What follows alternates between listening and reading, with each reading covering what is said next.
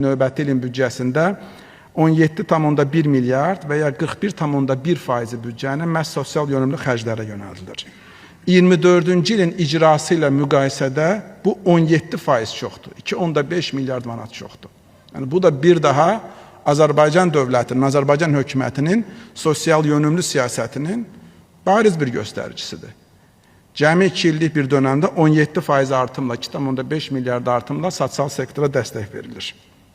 Son 5 ilə baxdıqda isə, yəni 26-cı ili öncəki 5 il öncəsi ilə müqayisə etdikdə isə 4,4 milyard manat və ya 40%li bir artım var. Yəni bu hansı ciddi şəkildə Azərbaycan dövlətinin bu sektora verdiyi əhəmiyyətin göstəricisidir. Təhsil elm xərclərimiz qeyd olunduğu bir sıra həmkarlarımız tərəfindən qeyd edin ki, təhsil və elm xərclərimiz növbəti ildə 5,2 milyard manat olacaqdır. Büdcənin 12,5%.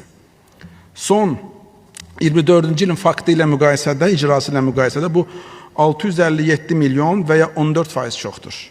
Son 5 illə müqayisədə 1,4 milyard manat və ya 35% çoxdur. Bugün biz təhsil xərclərimizi qiymətləndirsək, bunun payı ÜDM-də 3,7%-dir. Dünya ortalaması bunun 3,5%-dir. Yəni, büdcədə xüsusi çəkisi, dünya ortalaması 10%-dir, postsovet ölkələri 9%-dir, bizdə isə 12,5%-dir.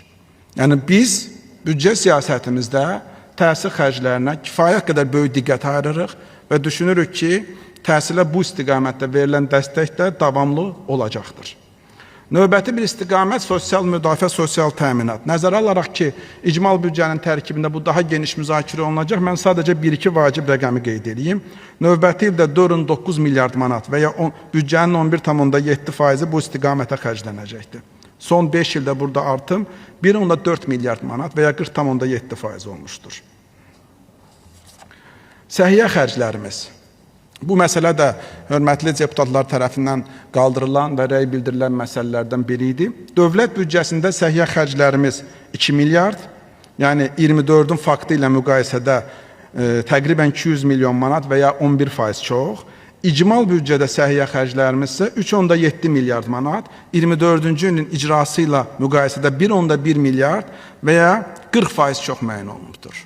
Yəni, səhiyyə xərclərimizə baxdıqda, mən bunu komitə iclasımızda da hörmətli həmkarlarıma bildirmişdim, biz mütləq icmal xərclərə baxmalıyıq. Çünki Azərbaycan dövlət büdcəsində səhiyyə xərclərinin yalnız bir qismi nəzərdə tutulubdur. İcbari tibbi sığorta fondu, icmal büdcənin bir hissəsi olduğuna görə, icbari tibbi sığorta fondu vasitəsilə maliyyələşdirən səhiyyə xərcləri də icmal büdcədə oturur.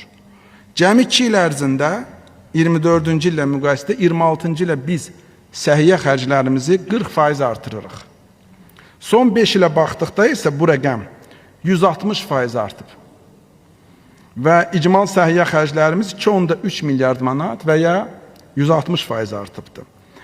Yenə də beynəlxalq biz benchmarklara, beynəlxalq təcrübəyə nəzər salsaq, bizim icmal səhiyyə xərclərimiz ÜDM-in 2,7%-dir. MDB ölkələrində bu rəqəm 1,7 ilə 2,5 arasında da əksər ölkələrdə. Yəni, burada da biz səhiyyə xərclərinə dövlət büdcəsi siyasəti çərçivəsində önəm veririk və bu önəmin də bariz göstəriciləri qeyd olunan rəqəmlərdir.